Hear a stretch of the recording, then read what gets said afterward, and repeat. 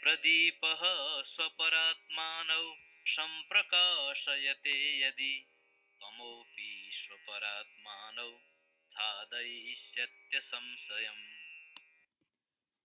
Pradīpaḥ sva-parātmānau saṃprakāśayate yadi, tamo sva-parātmānau chādayiṣyaty asaṃśayam. MMK chapter 7 verse 12.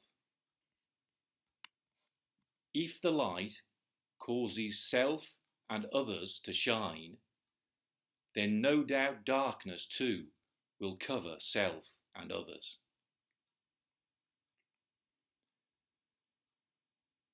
So, again, on the surface, Nāgārjuna is refuting the opponents, the Zen realists' assertion that just as an original Genesis can give rise to itself and others, sva and para, so atman means self, so sva-atman means one's own self, para-atman means the other self, sva-parātmānau is a dual, accusative dual of sva-parātmān, so self and others. Pradīpaḥ sva-parātmānau saṃprakāśayate. Pradīpaḥ, nominative singular masculine, the light, the lamp. Saṃprakāśayate, illuminates, causes to shine.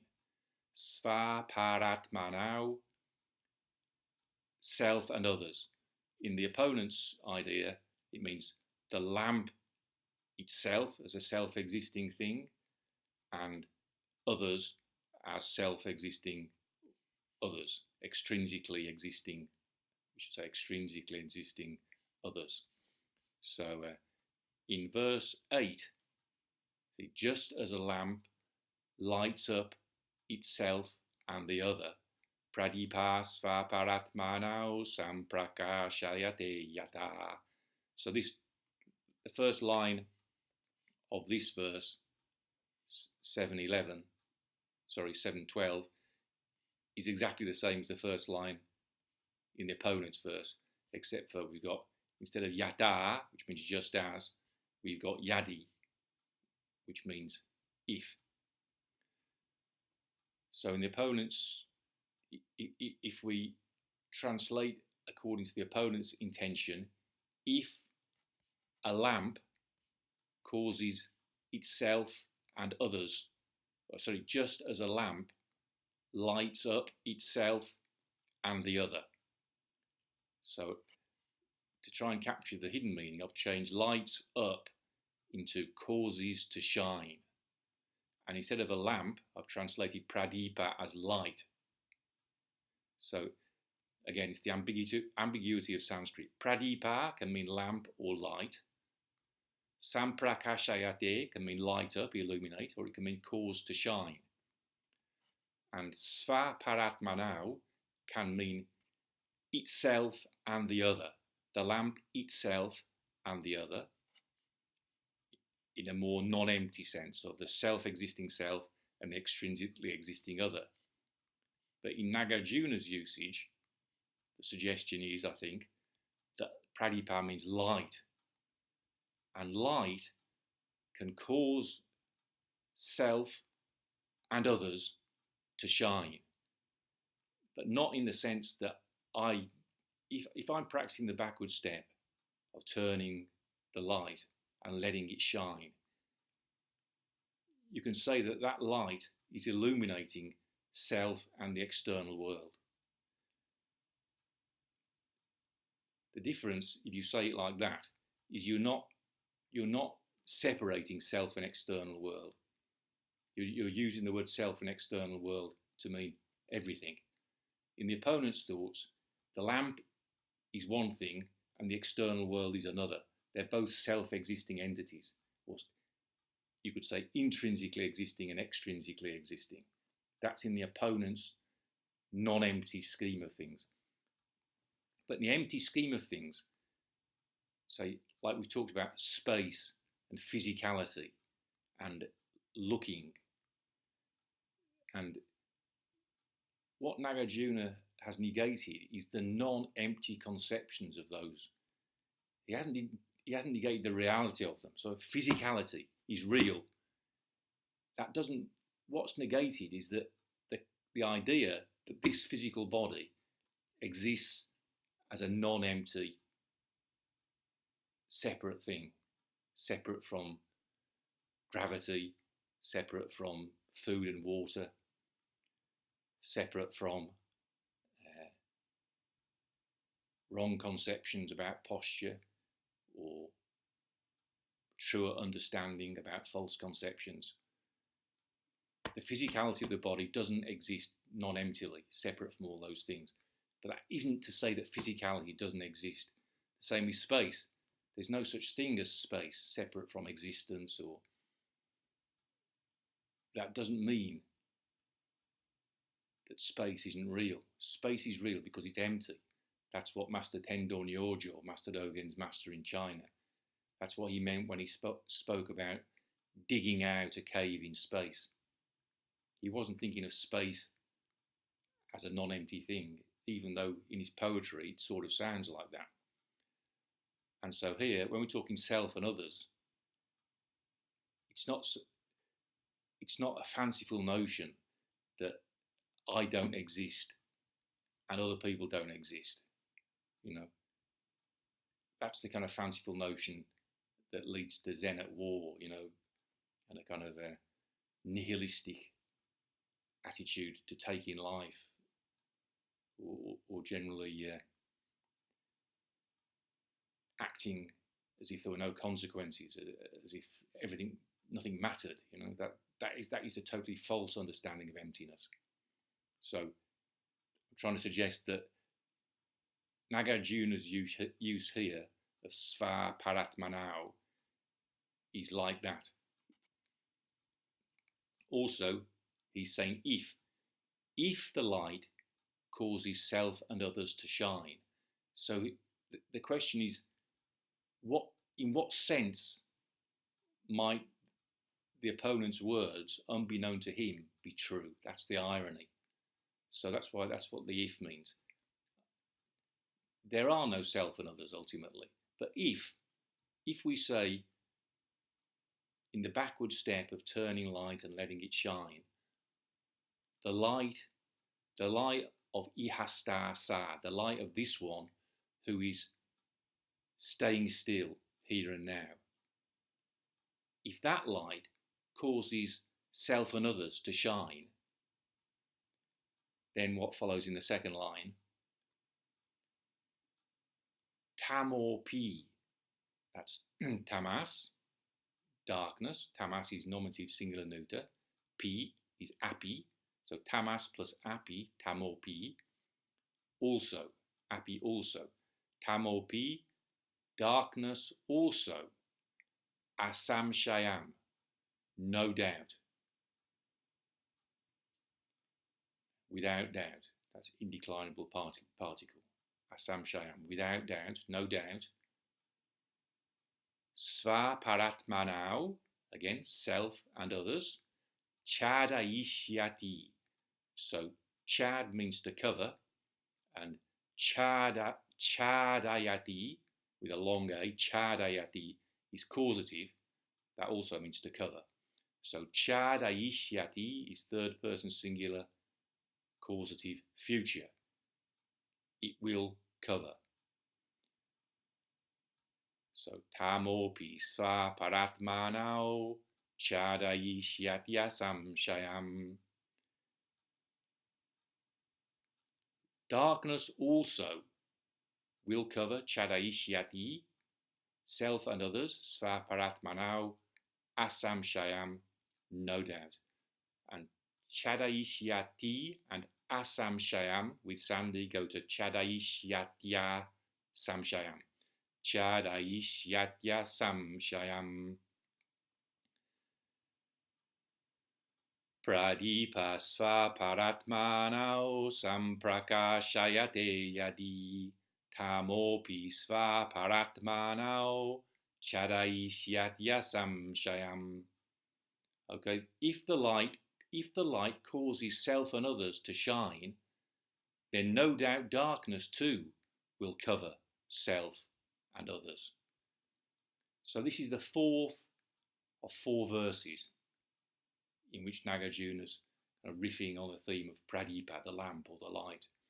And as with Master Dogen in Shobogenzo, when you've got 4 lines or 4 verses, the 4th one is usually where the deepest meaning would tend to be hidden. So ostensibly the opponent is talking about pradīpaḥ, a non-empty lamp. But we've understood already that what Nāgārjuna is interested in is the light which shines when emptiness prevails. And he's saying that if that light causes self and others to shine, then no doubt darkness too will cover self and others. So darkness, of course, means ignorance. So as I was reflecting on this over the last day, really, I remember Nishijima Sensei's teaching 30 or so years ago that we practice Zazen for ourselves, and this kind of translation work that I'm doing now, we do that for others. And as a crude approximation of the truth, pragmatically, it was a teaching that worked. You know, it was an encouragement both to carry on practicing Zazen and to do translation work. But it was only a crude approximation of the truth. As a rule, Nishijima Sensei used to paint with very broad brushstrokes. That was part of our Shobogenzo translation partnership. He would sort of, he made the initial big brushstrokes, and then it was up to me to sort of refine it and make it more accurate. So I think it's a truer expression. It's like Master Dogen said, Shimpo arubeshi, taiho arubeshi. There must be, or there might be, taiho, the backward step, and shimpo, the forward step, or stepping backward, stepping forward. So Zazen is stepping back. It's a backward step of turning light and letting it shine.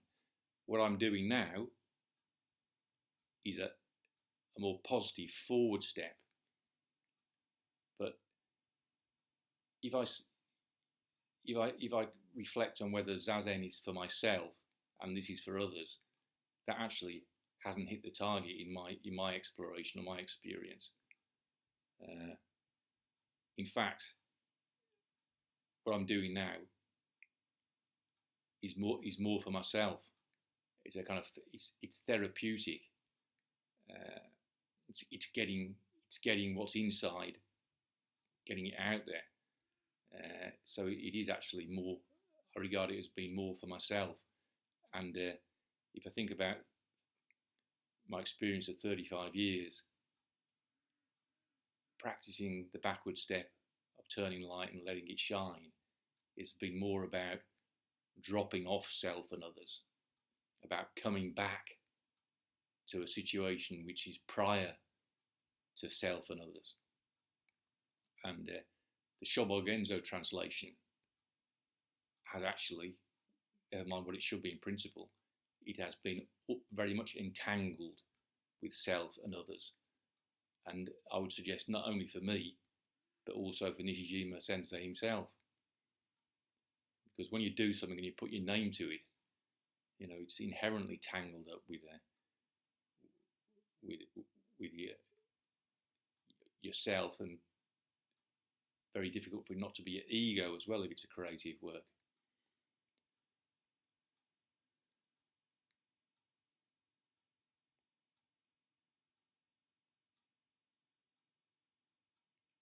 So there were 10 years between about 1997 and 2008, so 11 years, where I had a fallow period as a translator, at which time, nearly on a daily basis, I would recite Fukanza Zengi, Rufu Bon. So Eko Hensho no Taiho, the backward step of turning light and letting it shine, was a phrase that I've always found a real turning word, because it's to do with a direction. It's guided me all along, because it's a direction, and a direction's what we need. The true direction is what saves us. So the backward step, it's what led me to Alexander work, because I realised that those words of a backward step have guided me all along. And Alexander said there's no such thing as a right position, but there is a right direction. There is a true direction.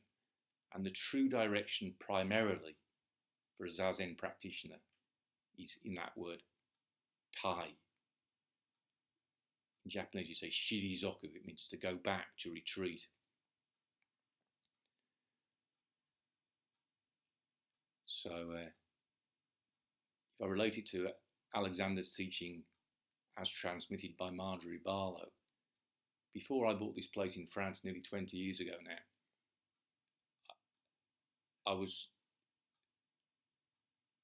I had anxiety about I wasn't getting anywhere. 20 years later, I still haven't got anywhere as I conceived I was going to get somewhere. Because when I was 19 or 20, I became captain of the karate club at Sheffield University. And at the beginning of every year, there'd be a huge number of people would come and check it out, come to Gym 2 and practice karate. And then, they'd drop off through the first term, and you'd be left with the people who were more serious about it. But when I became the captain, I'd be standing up there. The karate teacher would come once or twice a week, but on one of the days, I'd be up there leading all these people in practice, and I knew I hadn't got a bloody clue about karate, really, despite the fact I was very sincerely committed to it.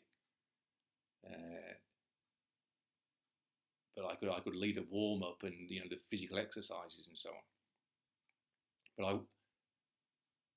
part of the reason I wanted to go to Japan is I wanted to be an authentic teacher. If I was going to be in that situation where I was leading a big group of people in practice, I wanted to be the real deal. I wanted to be the real McCoy. Of course, that kind of idea of being the one who knows, being the real one, the true teacher, is a big stimulus to go wrong by trying to be right, and that is exactly how one blocks the light, stopping it from shining on self and others by becoming tight and right. But that was always my idea, that I would be like up in front of a big group of people, leading them in practice. And it's another case of, if you want to make God laugh, tell him your plans. Because nothing could be further from that. Here I am, completely on my Todd. And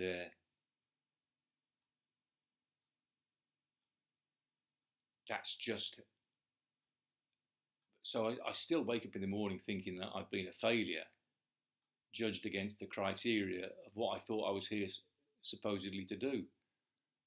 But on the other hand, I've been quite successful, really, in following Master Dogen's teaching to Furi Sorin, don't leave the forest.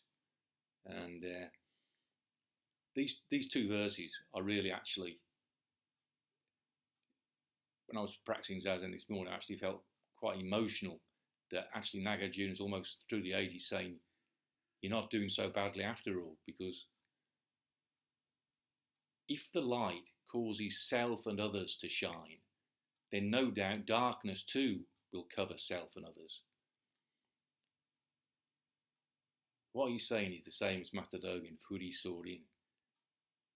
The people who really understood this verse haven't been going standing up in university lecture halls and promulgating their idea to loads and loads of people. Through the centuries, they've been hidden away in forests and mountains of ancient China and ancient Japan. They've been turning the light and letting it shine.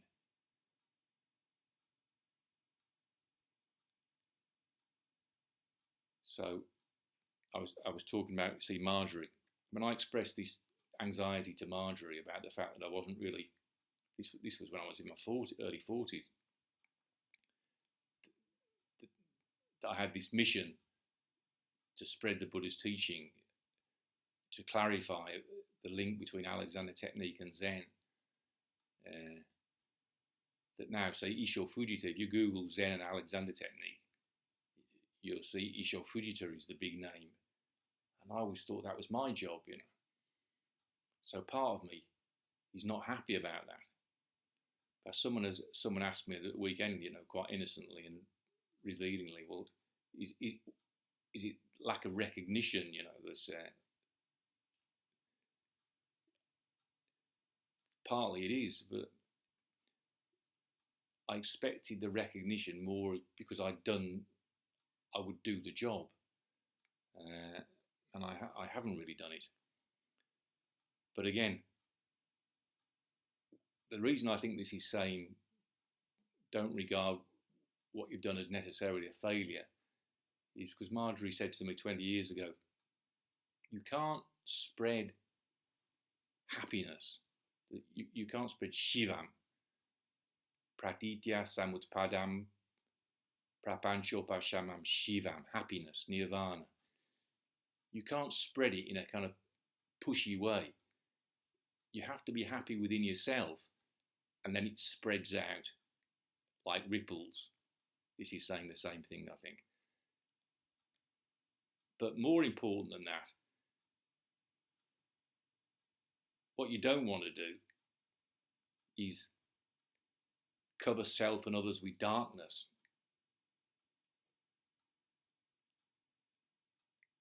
And that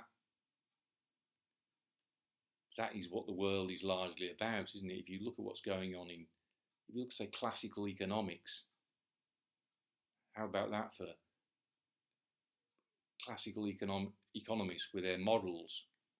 Their salary depends on them, so keeping the lie going. There's so much of that in the world. So seeing that, one feels anxious, and what can one do to make it better? So that's Marjorie's teaching. It's also what Jordan Peterson, as a psychologist, recognises. Tidy your room. Set your own house in order. That's what Zazen is really. Coming back and turning the light, letting it shine. You can see that in the last couple of days I've finished painting the walls that I plastered over Christmas, and that's a kind of brightness as well to have keep the room clean and bright. To do that kind of job is a kind of backward step compared with trying to clarify, sort of entering the maelstrom of philosophical debate and trying to uphold the Buddha's teaching.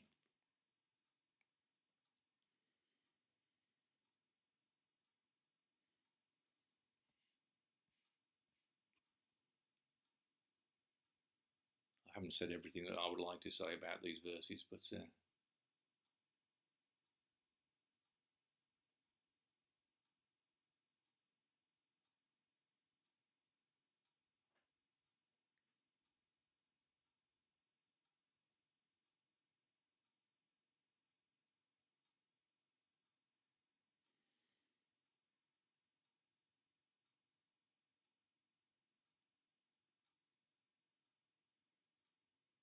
tazunuru ni sore do moto enzu ikade ga shusho karan shujo jizai nanzo kufu otsuyasan Iwanya zentai harukani jinnai o izu dareka hoshiki no shuda no shinzen Oyo so tosho hanarezu ani shugyo no kyakuto mochioru mono naranya shikare domo gori mo sareba tenchi harukani hedatari ijun watsukani yokoreba funzen toshite shin no shitsu Iwanya kano gion no shochitaru tanza rokunen no shoseki mitsubeshi Shorin no shini no tsutaru menpeki kyusai no seimei nao kikoyu Kosho sudeni shikari konjin nanzo benzezaru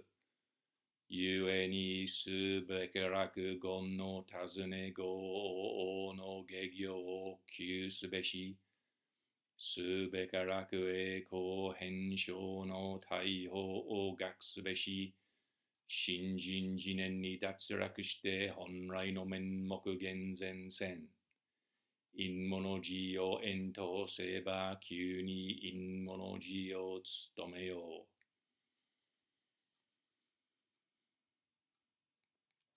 So the end of that beginning part of Fukan Zazengi says Go no tazune, so researching words, go o, chasing sentences, no gegyo, intellectual work, kyusubeshi, one should cease, one should rest, one should take a rest from the intellectual work of chasing words and pursuing sayings.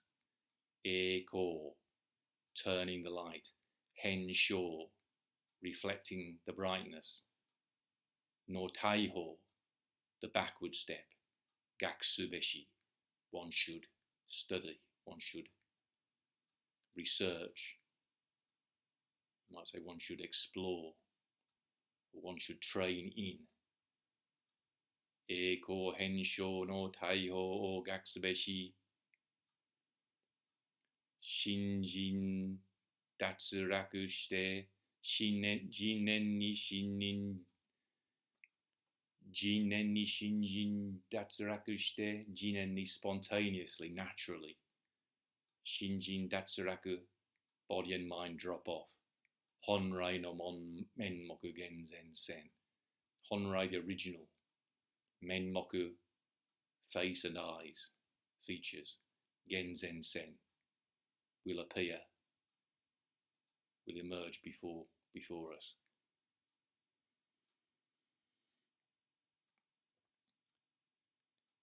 Gon no tazune go o no gegyo kyusubeshi subekaraku gon no tazune subekaraku should must subekaraku gon no tazune go o no gegyo kyusubeshi eko hensho no taiho o gakusubeshi jinen ni shinjin datsuraku shite honrai no menmoku genzen sen inmonoji o ento seba, if one wishes to get it, inmonoji, the matter of the ineffable, or it, inmonoji o tsutome o,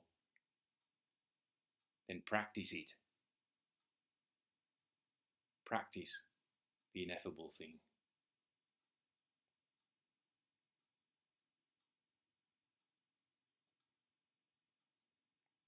Pradīpaḥ sva-parātmānau saṃprakāśayate yadi tamo sva-parātmānau chādayiṣyaty asaṃśayam. If the light causes self and others to shine, then no doubt darkness too will cover self and others.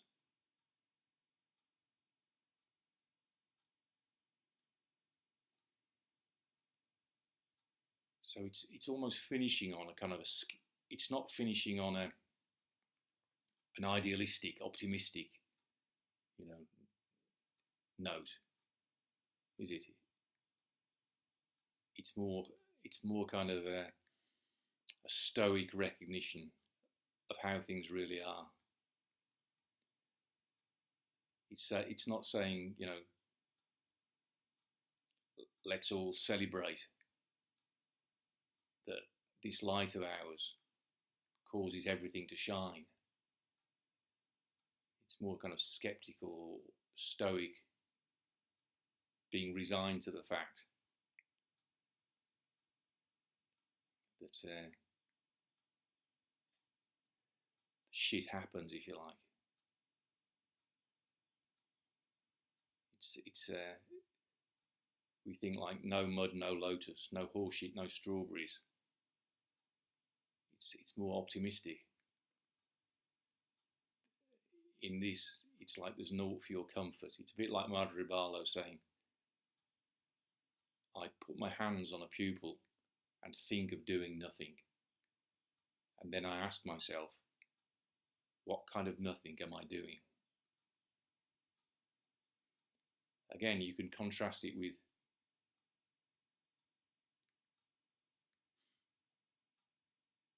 I've come across people who attach to the idea that we all have Buddha nature, the Mahayana Buddhist idea, that we all have Buddha nature. So the beginning of Fukan Zazengi that I recited now, Tazunuruni sore do moto enzu. Now when we research it, when we explore it, the truth is all around. Do, the truth, enlightenment, enzu, it's all around. Ikadeka shusho karan. How does it rely on practice and experience? So Nishijima Sensei, when he first heard Master Koro Soaki talk on Fukan Zazengi, he was struck by the optimistic nature of it. But a bit later on in that paragraph, Shikaredomo gori mo saareba tenshi harukani hedatari. Shikaredomo, however, Shikaredo gori mo saareba, if there's the slightest gap, we're totally fucked. Paraphrasing. Tenchi, heaven and earth, are totally separated. If there's the slightest gap. And the reality is, there is the slightest gap generally. And that's why I think he says his final word is asaṃśayam. No doubt. No doubt about it. Tamo sva-parātmānau chādayiṣyaty. Darkness will cover self and others. If there's a slightest gap, darkness will cover self and others. The slightest gap means lying to yourself. And we all do it. The Alexander work, for me, the truth of it is that people who are really devoted to it, Marjorie Barlow, Nellie Bennell, Ron Collier, there's a humility that comes from seeing that we're all full of shit. We're all lying to ourselves. We're all talking about not trying to be right, but the ego is still there. The ego is still there, trying to be right. Even in the midst of us preaching that there's freedom in being wrong.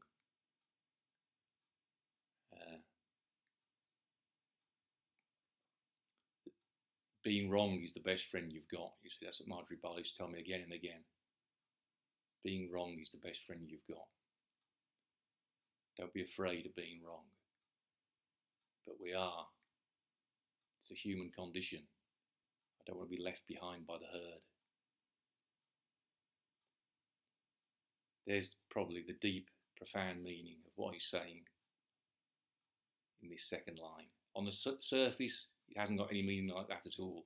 It's just saying an absurd proposition that darkness can cover itself and others. But I think below the surface, it's a recognition, probably of a, certainly not a young man, Nāgārjuna, in his mature understanding, just like Madhuribalo saying, I put my hands on the pupil and think of doing nothing, and then I ask myself, what kind of nothing am I doing? How am I lying to myself? How am I pulling the wool over my own eyes and everybody else's eyes? How am I covering self and others with darkness?